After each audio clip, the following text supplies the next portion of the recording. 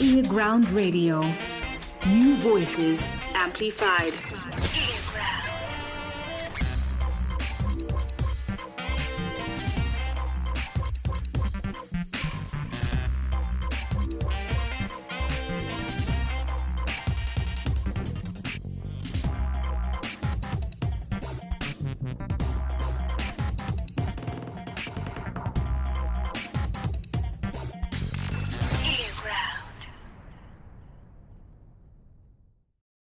It's King Boaz again, and this is earGROUND, New Voices Amplified.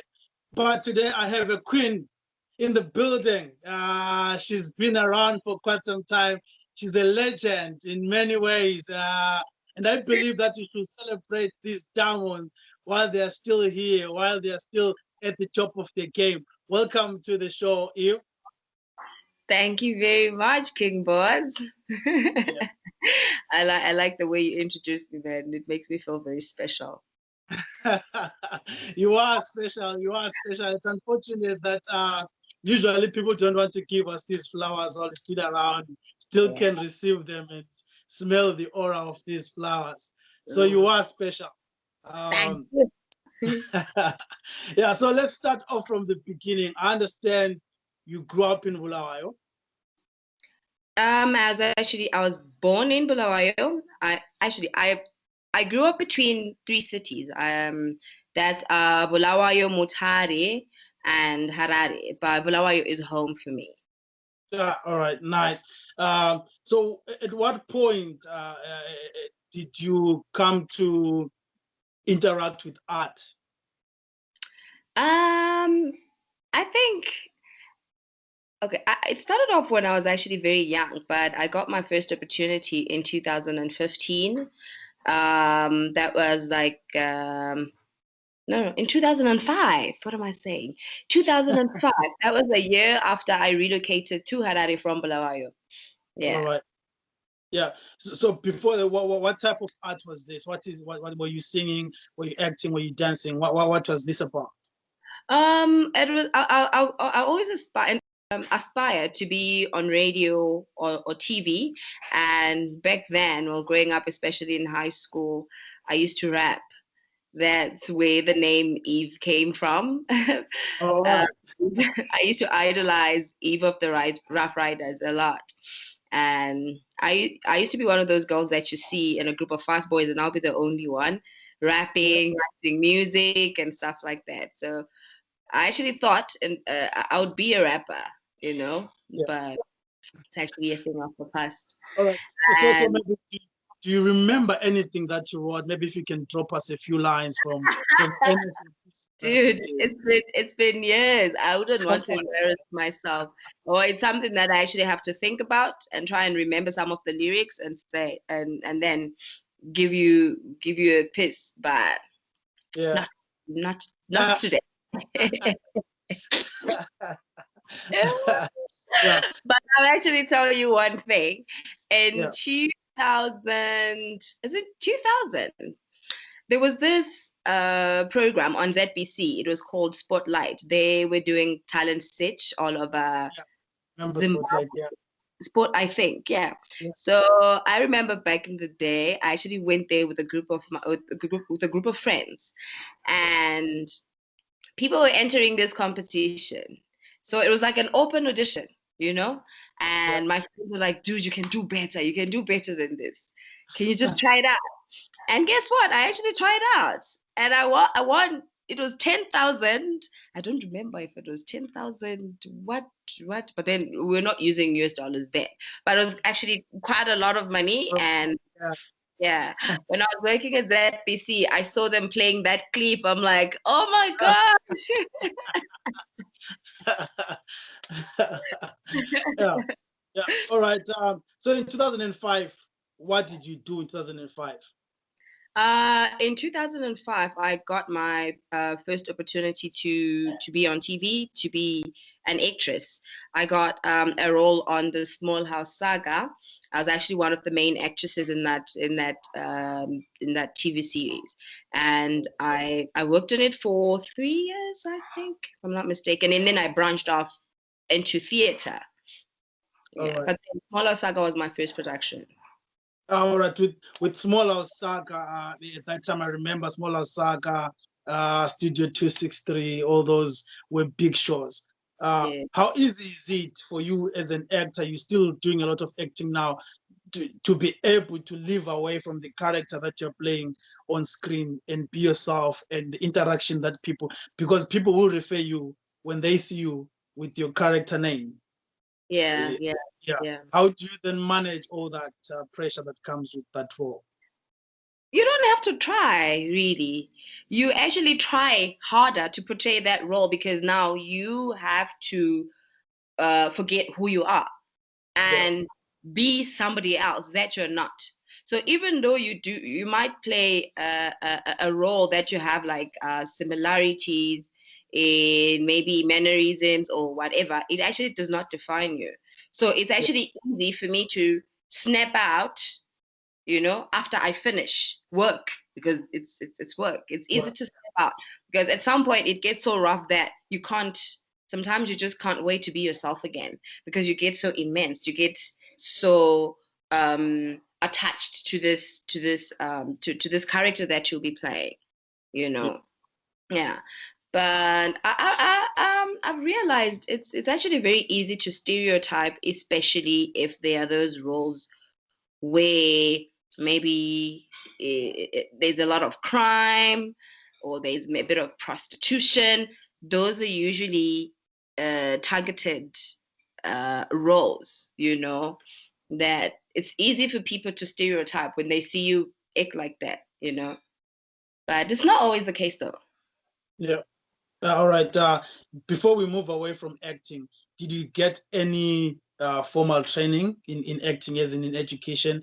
One, and secondly, were parents supportive of you being an artist? Because this is a challenge, or this is something, a stigma of some sort, where if a child wants to pursue acting or art, it becomes a Mm. challenge. Parents will be thinking, no, you better do accounting, become a doctor, become a lawyer, or be a policeman or a nurse or a teacher. They see it as better than being an artist. So how was this for you, and how did you manage to navigate through that? It was very rough. It was very rough. My family did not support art because I come from a family of straightforwardness. People who went to school. There's a lot of lawyers, there's judges, there's doctors, you name it, and there I was. Well, I was in school. I remember at the time when I started, I was supposed to study media, but I could not get a chance of enrolling at the time. So I just found a course that was easy for me to do, so my family would just get off my back.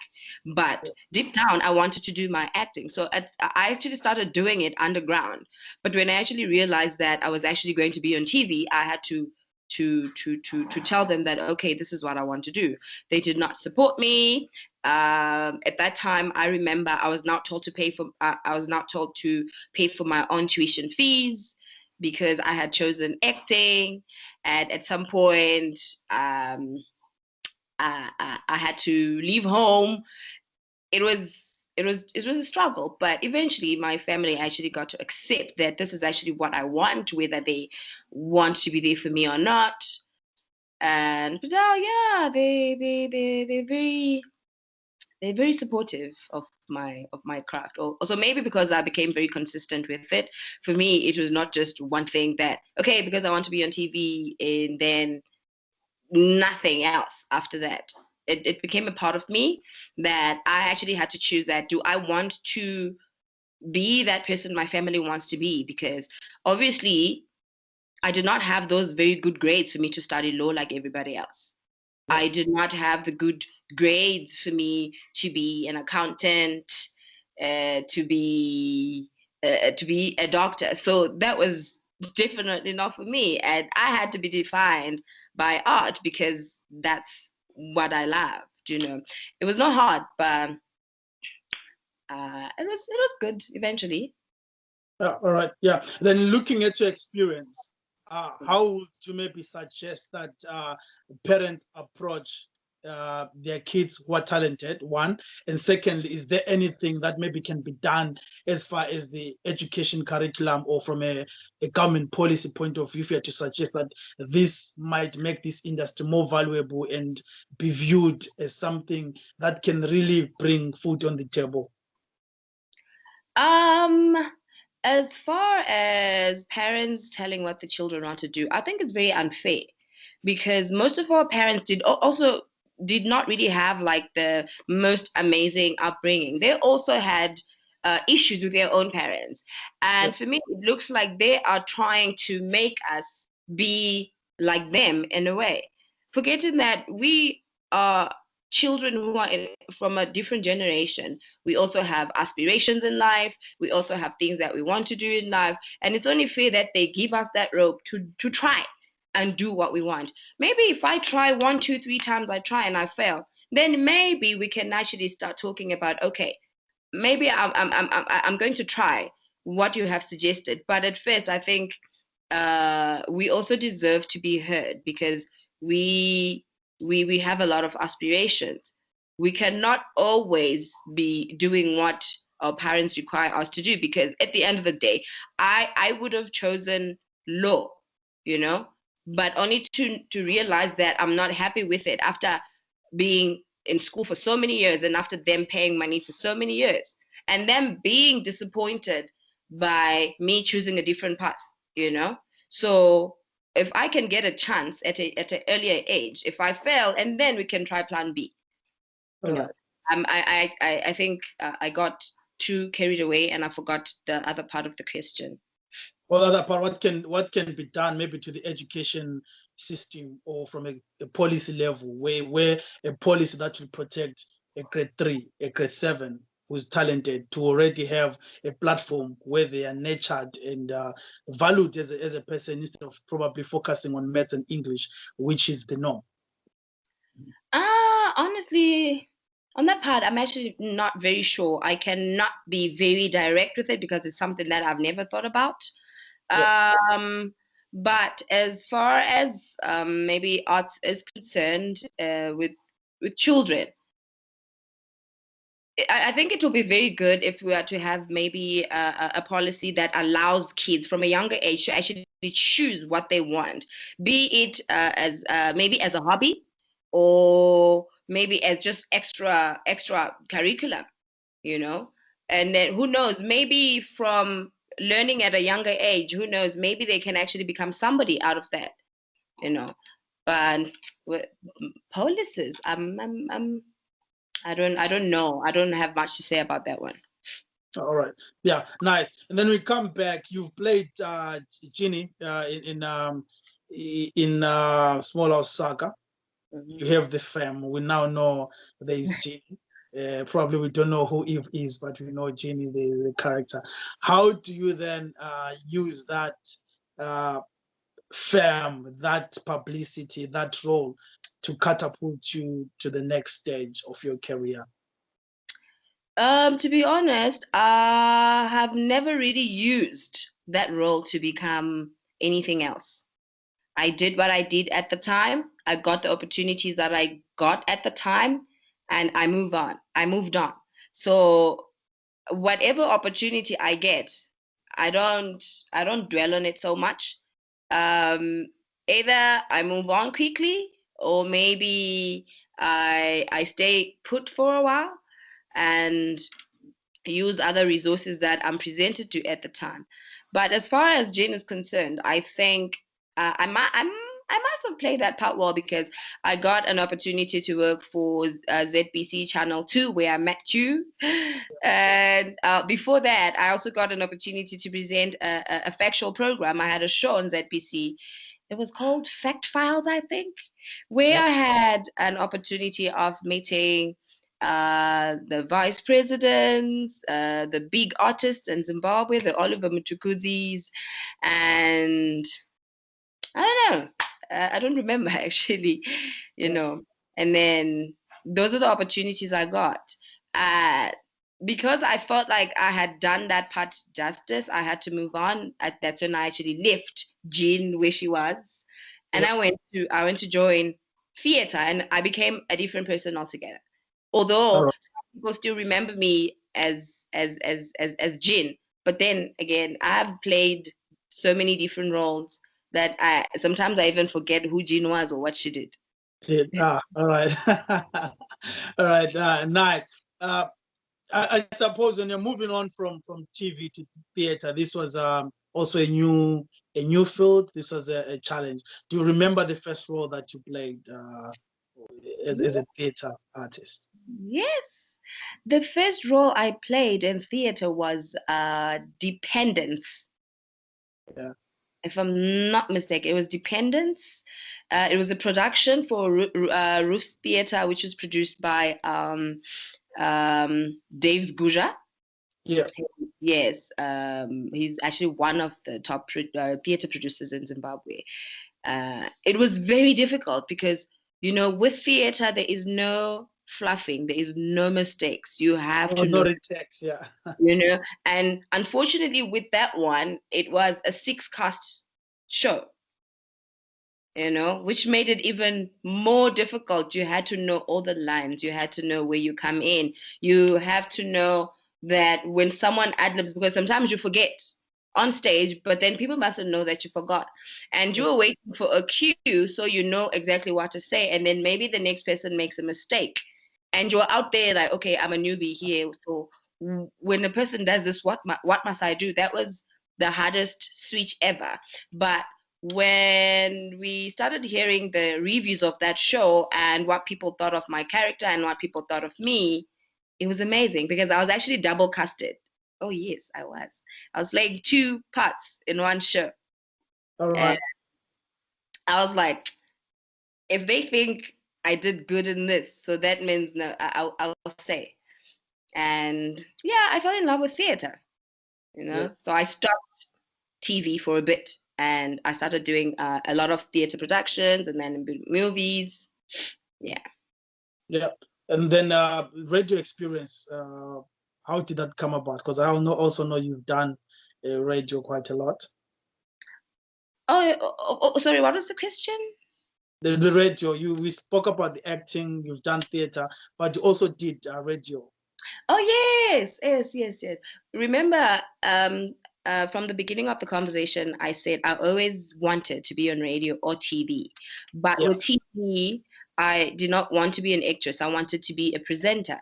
So where after I got all these TV opportunities, I thought maybe it's time I actually try what I wanted to do. I remember I auditioned at Power FM at the time. Yeah. And it was I remember it was me and Rumbidzai Chambari. People know her as Chambari. We did our first Yeah. audition together at Power FM. And you know when you do an audition and you think, yes, this is mine. I got this. And then I didn't get the job. And then I thought, okay, I think that's done for me. And we were told to try again next time when they had auditions. But then I was so demotivated because I actually thought I was going to get my first break on radio at the time, but then I didn't. After a while, when ZFM was starting, I actually got headhunted, and I was like, huh, but. I did not have the same belief in myself as I had before. Yeah. So now I was thinking maybe they won't like me. Maybe I'll get rejected the same way I was rejected at Power FM, you know? But as I went there, I really liked the environment. I loved the people. And then we actually started working on my radio name. I'm like, okay, so this is it. So Yeah. that break actually came in 2012. That's when I left ZBC. So remember, I said I've always wanted to be in radio, and my break only came. I haven't even counted how many years later it did, Yeah. but I'm actually grateful that it did. And it was actually a very, very wonderful journey. Um, I actually miss radio so much. Yeah. You know, it was amazing being on radio. All right, nice. You've conquered. You've done everything in Zimbabwe. I've You've done tried. acting, you've done TV, you've done theater, you've done radio, and now you pack your things and you move to SA. How did this come about? How did you arrive at this decision to say, I think I've done with Zimbabwe, let me go and try SA, or let me move to SA? Are you ready? earGROUND Radio. We came, we saw, we kicked it. New voices amplified. That's actually one of the hardest decisions I've ever had to make in my life. Because I got pregnant, and then I got married, and my husband was based in South Africa. He had always been in South Africa, and there I was in Zimbabwe, loving everything about Zimbabwe, my job and everything. And when I agreed to get married, in my head I just thought, okay, maybe I'm just going to tell this guy to come back to Zimbabwe because I don't see myself relocating because fear of change. And yeah, when he said no, he can't because his business, his work, and everything that he knows is in South Africa. Yeah. I had to think deeply about it. And because I also wanted to start a family, I just thought, okay, might as well just give up what I have here and see how it goes there. I was not even thinking about my career at the time. I was just scared of how I would survive in a foreign country, you know. Yeah. And then, yeah, well, that's how it came about, and I'm here now. All right, nice. And then you were only Ituba Lokugcina, I suppose that was your first. Was it the first? No, it was my third. It was, yeah, my first cameo was Mutual Friends. Mutual Friends, right? Yeah. How did you then decide? Okay, I moved here, now I have my kid. How do I get on into my career? And how did you find trying to break into an industry in a foreign land? It was so difficult, but I remember the first year that I came here, I was fortunate enough that one of my cousin's friends used to work at Rhythm City, you know. So she told them about me, and they wanted to meet me, and I got the tour of the studios, and then they were open with me that for me to actually make it in the industry, or for me to actually get an audition, I really need to get an agent, and I did not have an agent at the time. But then I had to do an audition for them to keep me in a bank in case they would want a role, maybe the way I act might fit in some way, somehow, without having an agent. So I remember when I did that audition, I was so excited because everyone was very excited to say, oh, Zimbabwe, we have never worked with anyone from Zimbabwe before. And I thought, I think they really like me. Maybe they'll call me very soon. And when that did not happen, I had to find an agent that got me the Ituba. Oh, no, I got the first agent is the one that got me Ashes to Ashes. But I literally had one line with 4 words in Ashes to Ashes. I left that agent, and then I got another agent that got me to audition for Ituba. And with that one, I don't know. I think it was just grace, because they actually wanted me to speak Zulu. In as much as I'm from Bulawayo, I do understand Ndebele. I do speak Ndebele, but my Ndebele is not fluent. That's good. You know? Yes. Now I have to speak in Zulu. My pronunciation, I know my pronunciation is amazing, but I need to actually work on it. So I remember I would have to write my translations on the script because the script will be in English. I had to write it down, going to each and every person, say, okay, how do I say this in Zulu? How do I pronounce this? How do I? So it was actually a very, very amazing experience, but sadly they did not finish airing the production because of whatever some misunderstanding between the production house and SABC1. But it was actually a very, very amazing experience because most of the cast that were there, they would actually not believe that I was Shona and I was from Zimbabwe because of how I worked so hard to try and speak pronounce fluent Zulu.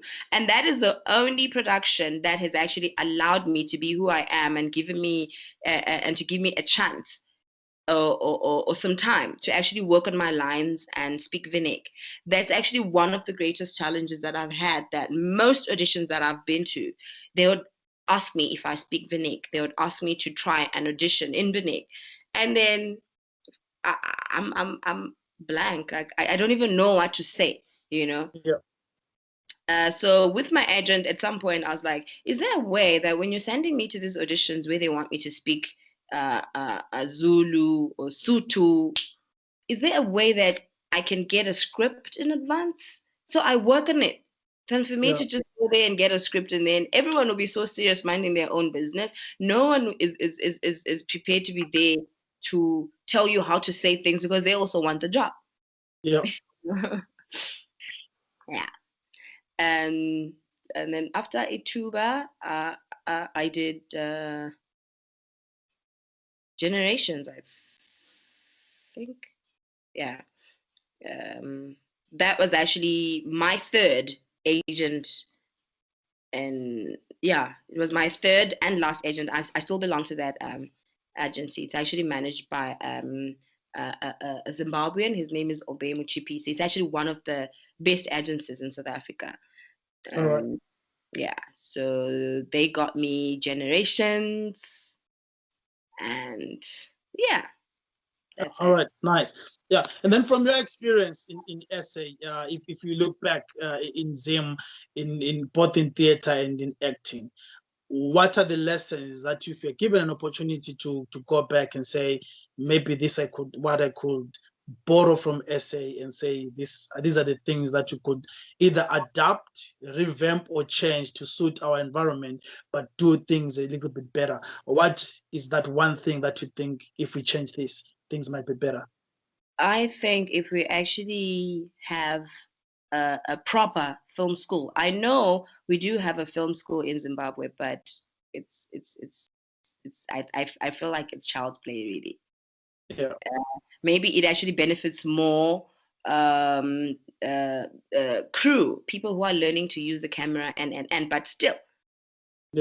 the quality of education at the Zimbabwe Film School is nothing to compare with. Like it's okay.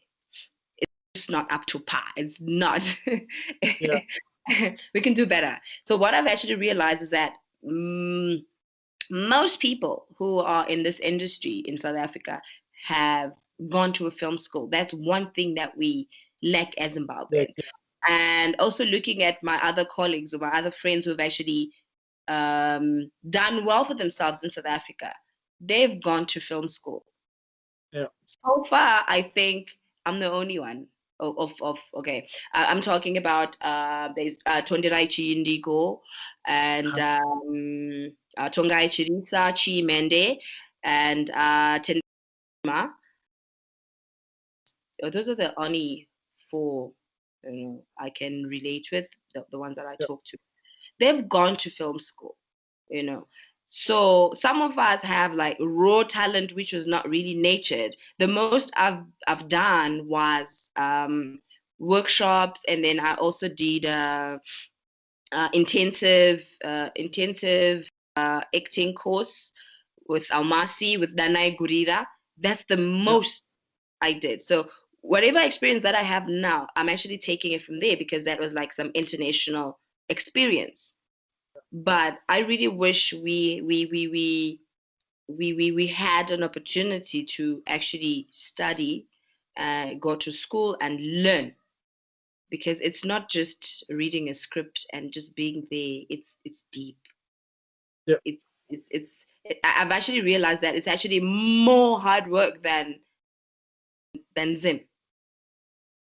A All lot right. more Yeah. hard work. Yeah. Yeah, I hope we will have the resources someday to put those things in place and be able to compete with the world. I really hope so too. Yeah. I remember where I was on set last week, and everyone was so fascinated that I'm from Zimbabwe, and everyone always wants to know about the film industry in Zimbabwe. Yeah. And obviously, also as an actress who was nurtured in Zimbabwe, I want to have a lot of amazing things to say, but I don't, Yeah. which puts me in a very messed up situation, you know. Yeah. I just say, no, we have very good talent, we have amazing talent, and I just go quiet because everyone is expecting more, but then I actually don't have more, and I don't want to lie, Yeah. you know. And it Yeah. really breaks, Tricky. it really breaks my heart.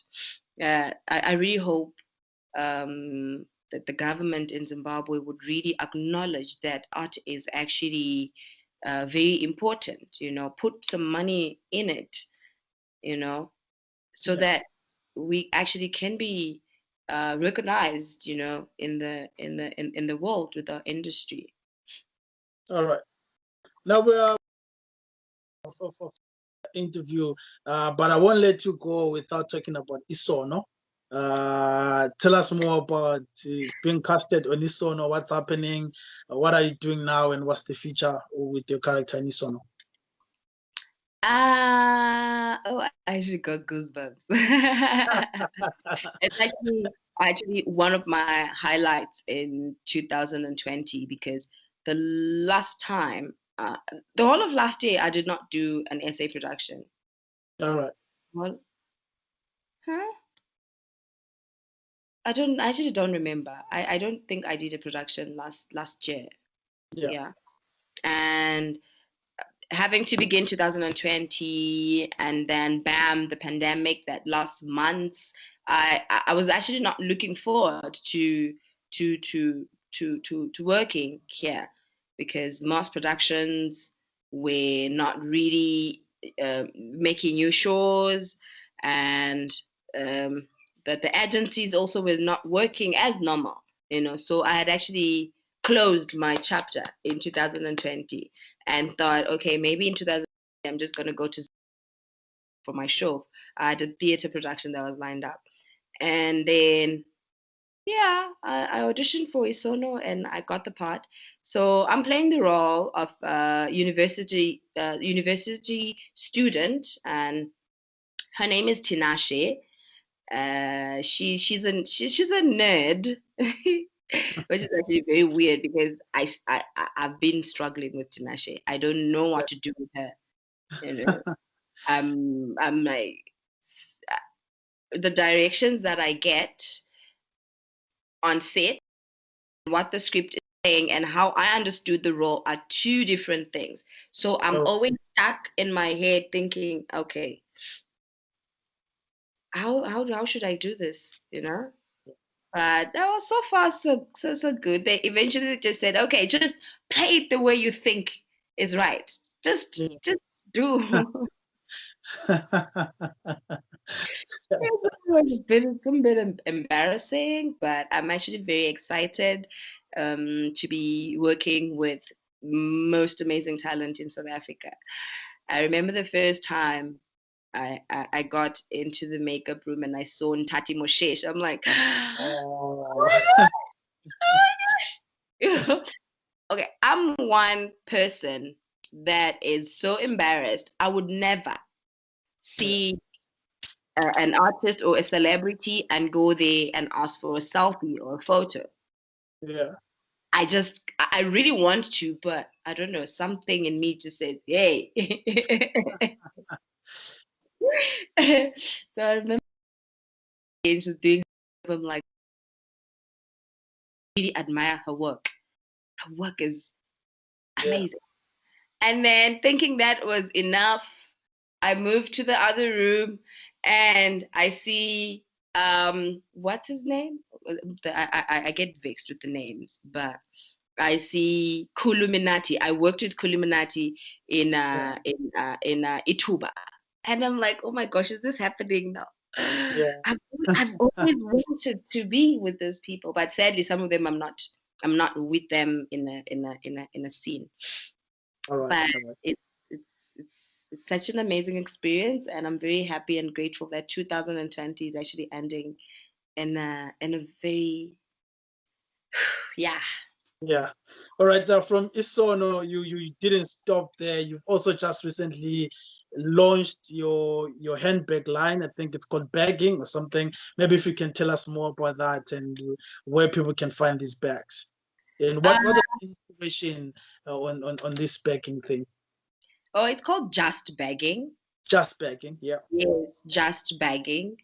I think the name itself is self-explanatory.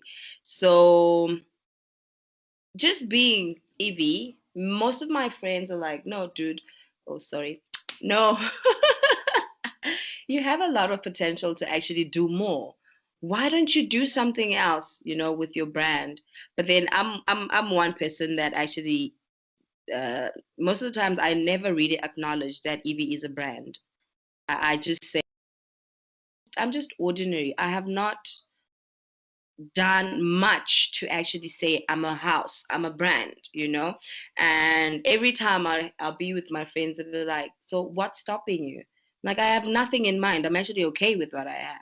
But because of COVID, I actually thought, what is it that I can actually bring to the table and can be accepted by people? You know, since I started being in media, uh, I have a lot of friends that I've supported. They sell shoes, they sell clothes and stuff. And most people, so where did you get this? And then I refer them to my friends. And then I just thought, I think I could try something, maybe shoes, maybe clothes, maybe bags. But also knowing that most of my friends laugh at me because I do not own a decent handbag, like a ladies' handbag. I Yeah. don't, I'm okay. I'm not that person. Yeah.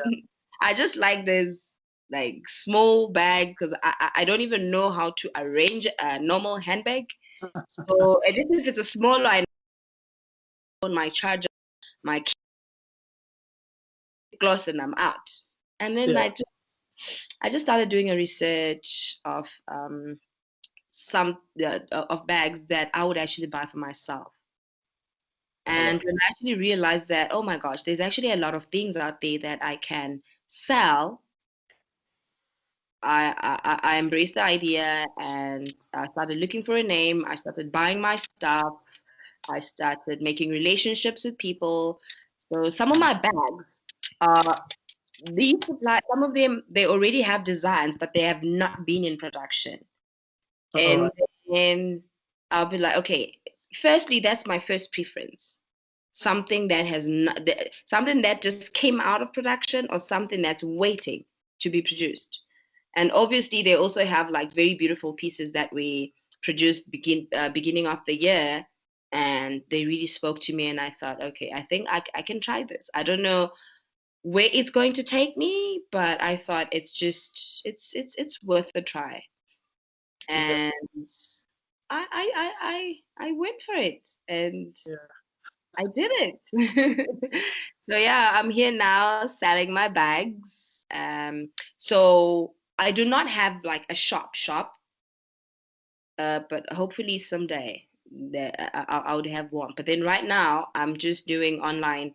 It's an online boutique that's just bagging, and it's also on Facebook. Although I'm actually struggling to juggle between Facebook and Instagram because I haven't been active on Instagram on Facebook for a very long time.